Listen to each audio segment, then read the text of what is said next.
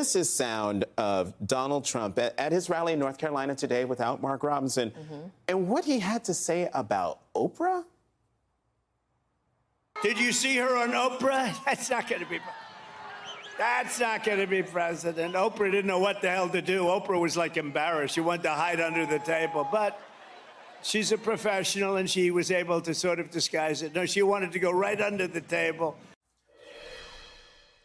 Whitley, why does Donald Trump lie like that? I mean, everybody knows. Come on. I think that there were times during that interview where it looked like Oprah was trying to figure out where VP Harris was going. And I think when we're looking at this circumspectly, when we're talking about battleground states and talking to working everyday Americans, utilizing a billionaire who's not dealing with the cost of inflation, with stagnant wages, with stagnant industries is really just out of touch. And I think that's what he really meant to say, is that hiding behind Hollywood as opposed to really just talking about the policies of your administration may not be working specifically in battleground states. What's going on, guys?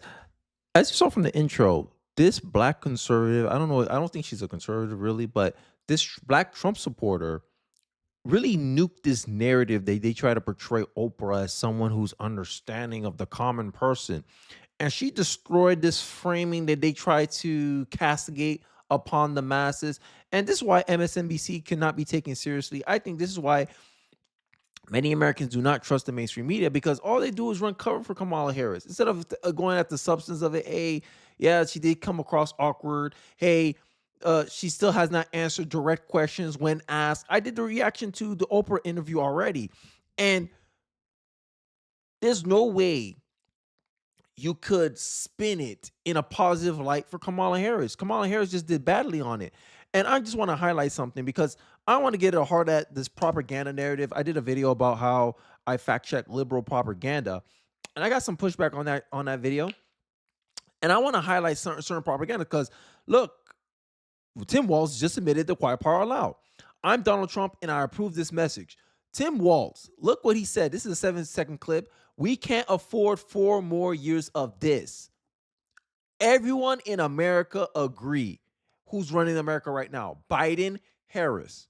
And this is what the argument I made in my live stream is like, no logical person can promote someone who's doing a bad job of governing this country.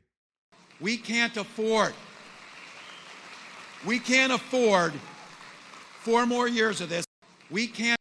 The most truthful thing he said ever. Like, I agree with him. I agree with Tim Walz on this. We can't afford 4 more years of this.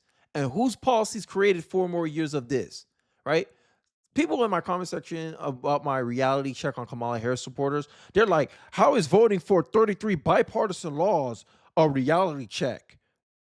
Look at the outcomes of those bipartisan bills. Those bipartisan bills got you 40 years of the highest inflation rate in 40 years. Those bipartisan bills has contributed to the inflation rate being so hot. Student loan forgiveness contributed to 27% to the inflation rate that we all are suffering from. Your buying power is 20% less than it was in 2021. When Joe Biden and Kamala Harris inherited the economy, the average inflation rate was 1.4%. And in their administration, it was 9% in some years. And now they got it down to 2.2%, and now you want to pretend everything's going back to fine. No. Like I said, inflation stacks up on each other. You used to gain weight. You used to gain 10 pounds a month. Now you only gain 2 pounds a month, but you still overall gain 12 pounds. That's inflation. But the media and the Democrats are trying to spin it in a positive light. And I got a bone to pick with black Democrats. Yet again, I know they keep coming in my comment section, keep trying to imply that I'm ignorant, keep trying to imply that I don't do any research and that I came to my positions through, I don't know, smoke and mirrors like they do. Because to me, you only project what you do. Right? Liberals don't do any research. Black Democrats don't do any research. They go things based on emotion, based on feelings. And I want to highlight this clip from Sowell because I'm starting to get this kind of energy right now. Let's take a look at the clip. Because of some of the views that you take, which are considered by the professional civil rights leaders who are traditional Democrats, they say that you are insensitive, and they're concerned that if you become a prominent person in the Reagan administration, that you will harm black people. And one NAACP official is quoted as saying the following, quote, he, referring to you, would play the same kind of role which historically the House played for the plantation owners. He could mete out the straight discipline, no matter how inhumanely administered. It would be presumed more acceptable because the hands of the disciplinarian are black, end of quote. Pure. This kind of contemptible business is typical of what you find among people who have no arguments, no facts, no evidence, and who simply have to defend themselves in the positions they've taken. I think the NAACP itself is much more in the image of the House, that they are simply the end of the civil rights of the liberal white establishment. They follow wherever the head leads. And if that leads them to destroy opportunities for blacks, they do it because that keeps them in with the white philanthropists who support them, the white media who back them up, the editorial columns and elsewhere. It's typical of the kind of garbage to which they're reduced by the lack of anything better that they can offer. Who sound like more like the House Negroes? Like, let's be real, Black Democrat. You're supporting a party that you've been voting 90% plus for 100 plus years? Sorry, not 100 plus, about 70 plus years. And look at the negative outcomes of their governance. Look at everywhere these people, everywhere, look at all the worst places to be black at. All of them are Democratic cities. Chicago, right? Detroit, at least right now it is. The blacks can't read at grade level. You didn't elect your politicians, yet you're complaining about threats to democracy. Who's the House Negro? Like, let's be real here. It's Black Democrats hands down all day. Because if I bring my argument as a conservative about abortion, hey, Black people are 30% of the population, but they're responsible for 40% of abortions. Hey, did you know that if abortion was banned and women were incentivized to keep their children, Black people would have been the second largest population in America? Wouldn't that benefit us politically? But who's pushing for abortions? Black Democrats. Yet they want to sit here and lie in your face that they're pro-Black. Kamala Harris has no clear policy that actually work. In my live stream, I highlighted how Kamala Harris had $42 billion to help create internet for rural America, and she still hasn't done anything with the money. And when I look at her policies, all her policies is about spending money, allocating money. But she has no proven track record of actually executing on that. You had $42 billion to create internet for rural America, and you have not even created a single internet line for them. Make it make sense. $42 billion, and then you end up using it for other stuff? Isn't that fraud? But I'm supposed to vote for Kamala Harris. Kamala Harris has no policies. Kamala Harris has no ability to clearly articulate herself. This is why many voters, such as myself, do not trust her. But Black Democrats, here they come, shuffling for the Democratic Party, wagging your finger, oh, Black man, you better vote for a Black woman. She's not even Black. She's biracial. Last time I checked, if you pass 50% of a test, you don't pass. Like, make it make sense. These people, these Black Democrats believe in the racist one-drop rule. If you got one drop Black, you're Black. Lie. So if someone's 5% Black, they're Black? Make it make sense. But you want me to vote for a woman who has the Indian first name, and I'm supposed to pretend that she's a Black woman. Oh, okay. You want to get mad at people for mispronouncing her name. Unsubstantive crap. And this is what the MDC host here that I'm about to react to is trying to do. They're trying to get us focused on some nonsense. This actually isn't an election. We're living through an elitist experiment. The left is using their base as guinea pigs. This is to you, Black Democrats. They're conditioning them to be okay with having their president selected for them without giving them a voice or vote to weigh in, while simultaneously claiming to be fighting for democracy. Who sound like the House Negroes? Black Democrats or Black Republicans? At least Black Republicans say, yo, we voted for Trump. Yeah, you don't like the fact that we voted for Trump, but we voted for Trump. Did you vote for Kamala Harris? No. But Black conservatives are the coons. Sound like the Black Democrats, y'all projecting here. While simultaneously claiming to be fighting for democracy, they're trying to redefine democracy for their own benefit. There's no way that the Republican Party would allow any candidate to bypass the primary process, throw away 14 million votes, and install their own candidate. The left is also running on a fear campaign. Maybe it's to keep their voters' attention off of what they're actually doing. Installing their own candidates, using lawfare to go after their opponents, censoring certain platforms and voices that go against their agenda, letting in millions of illegal immigrants in order to gain more power and control, which Like if you look at the immigration issue, because if you look at it holistically, why are Democrats overwhelmingly voting against bills that would secure the election? Hey, only American citizens are allowed to vote. I mean, that's not common sense, right? Democrats claim all day and night that illegal immigrants are not voting in our elections. Okay, let's just make sure. Nope. So you're benefiting. Look at your actions, not your words, right? It's all one big experiment, and their side is willfully going along with it. They have their Hollywood elites coming into their defense, endorsing her, Taylor Swifts of the world, the Oprahs of the world, while their mainstream media outlets are normalizing their behavior, covering for them, and pushing their agenda onto the masses. You don't believe this guy? I got you, son. I got you. An MSNBC journal, this is why I said these guys are propagandists, defends Kamala as she continues to hide from the media. And this is the lady you want to be president? And you wonder why union workers don't trust Kamala Harris. You wonder why many people see Kamala Harris as insincere. This is crumbling in real time, and I predicted this. If you go back on my channel, I say, yo, Kamala's campaign is a pending collapse. That's the title of my video. I think I'm gonna put a card on this video, but I called it. I said, yo, she has not changed her strategy since she ran in 2020. She has not changed her strategy. She still have the same bad habits, still have the lack of clarity or roadmap to success. And you're seeing it all unravel again right now in 2024. But I digress. Let's check out my reaction as I react to MSNBC trying to convince you that Kamala isn't imploding right now. Donald Trump at his rally in North Carolina today without Mark Robinson, and what he had to say about Oprah.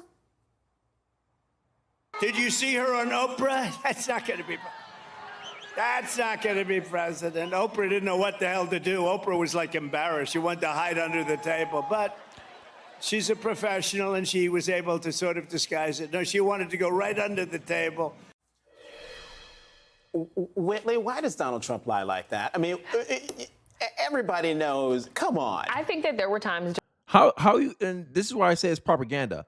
How is Donald Trump lying when all he's doing is giving his interpretation of the events that he observed with his own eyes?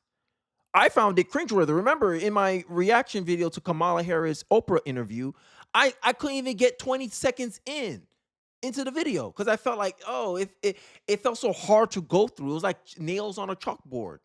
She wasn't answering questions. I felt like it was embarrassing for her. I'm like, yo, what is this crap? You're going into word salad again. You look like a deer in headlights. Like I said, that was embarrassing. So Donald Trump giving his framing on it because this soy boy here, and I don't understand this. I think I talked about this before. I don't understand whenever I see a black dude on media, they're either gay or very effeminate. Like I can't relate to none of these black dudes that be on CNN or MSNBC. I don't understand what's going on. And they wonder why young men are leaving the Democratic Party because of ish like this. So a man can't even give his opinion. A man can't give it even his take without you trying to fact check him. And all this is them trying to control your perception. They're all trying. That's the game. That's the entire game of the mainstream media. Controls people's perception. The media is the most dangerous entity in the Western Hemisphere. It can make the innocent guilty and the guilty innocent. And they're just trying to portray him as a liar when in reality, he's just giving him his opinion. If you give your opinion about Kamala Harris and say, yo, I think that was an embarrassing interview. She didn't answer no questions. She looked head in deer lights. She went into word salad when answering simple questions to the point that she forgot what the question was. You don't think that's embarrassing? Oh, no. Why he got to lie like that? Why he got to lie like that? I'm tired. I digress. During that interview where it looked like Oprah was trying to figure out where VP Harris was going. Exactly. And I think when we're looking at this circumspectly, when we're talking about battleground states and talking to working everyday Americans, utilizing a billionaire who's not dealing with the cost of inflation, with stagnant wages, with stagnant industries is really just out of touch. And I think that's what he really meant to say, is that hiding behind Hollywood as opposed to really is it funny? Everyone in Hollywood's endorsing this lady. Those who were willing to speak out again about politics. Yet they don't find it embarrassing. No one cares what celebrities think anymore. They live a different life than the average American, the average person in this country. But here he is trying to this is why the media gets a bad rap. Just talking about the policies of your administration may not be working specifically in battleground states. That is literally rich, Whitley. Thank you. It's wealthy. It's wealthy. It's wealthy. It's wealthy. A rich man. Come on. A couple of things here. So Oprah is one of the only people who has been able to have an audience of 20 million people for over many, many years. So I mean, she is a professional here, and she does have an audience, and she knows how to coordinate or how to appeal to wide audiences. The second thing is I'm really tired of all of the surrogates and Donald Trump and J.D. Vance all saying this. That's not what the candidates are saying. That is not what they're doing. They're insulting people personally. They're being mean. They're being really vindictive. They're not sticking to the issues. And if they were sticking to the issues and saying what you think they mean to say, we'd be in a much different race. But they can't control themselves, and they just need to be mean and vindictive. And that's not winning them the independent voters. But that's all you guys focus on. I put up numerous clips about how J.D. Vance talking about, hey, this thing is wrong. You should not have the ability to somehow pardon people who break the law, give them temporary work status or whatever, temporary pardon status. Oh, it's legal. It happened legally. Slavery is legal, but we don't justify it either, right? And this is the argument I have. Yo, this is wrong. What you're doing is wrong. These people came in, they broke the law, and you gave them temporary status, and then you're going to make this semantics. They're legal. They're legal because we made them legal because we want to pardon them for breaking the law in the first place. Illegal immigrants. I'm tired of the semantics, man. I'm tired of the optic games, and this is what they all do. Just to confuse people, get people to doubt their own perception. This is how propaganda works. This is how manipulation works. I promise. Well, I definitely don't need a history lesson on Oprah, who's Black history, because I'm very familiar with all that she has done. But what I'm saying is when you're talking to people specifically in a state where the average salary is $49,000, bringing a billionaire up on stage is going to present out of touch, specifically for working class Americans. And let me explain why. It's because the issues that they're talking about does not impact her the same, as opposed to having working class people maybe engaging with her, maybe a town hall forum. She has been utilizing celebrities to promote her campaign as opposed to utilizing working class people or utilizing them to speak to working class people. Exactly. And there is a disconnect. Yep. I don't know. I mean, did you watch the town? I mean, it was a town hall. It was a town hall style forum, and Oprah Winfrey is. Look at it. Look. I'm sorry. I gotta call it out. Look how he tries to change the framing. If you look at my reaction video to the Oprah interview, I was not pleased at all. All I saw was dodging questions, not answering things directly. Same thing I've been complaining the entire time she started running for president. And look how this guy tries to spin it. Look how this guy tried to convince you, the viewer, to see it his way. Let's take a look.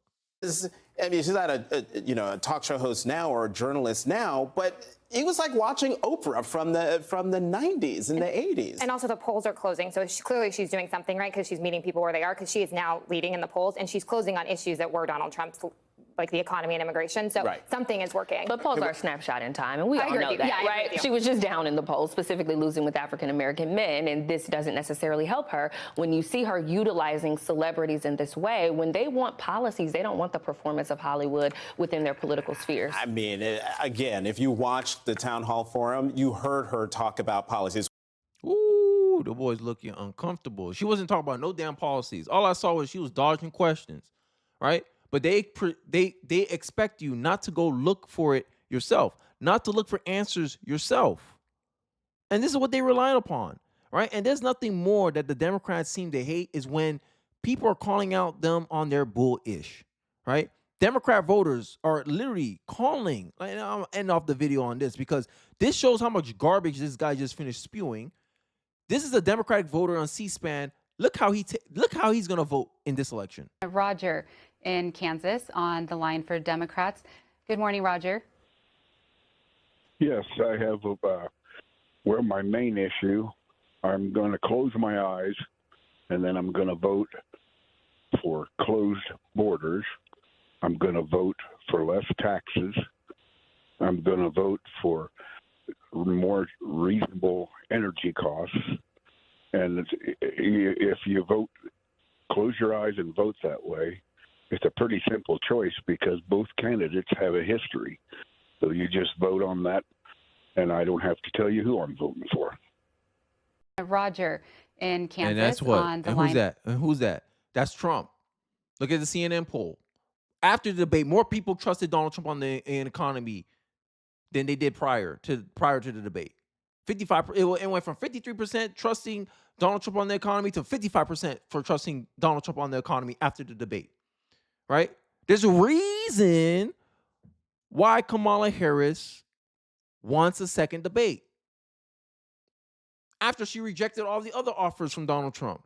There's a reason why Democrat mayors in Michigan are endorsing Donald Trump for president. But MSNBC, MSDNC, Democrat Propaganda Network wants to try and convince you, oh, it's so clear cut. Kamala's gaining ground on the polls.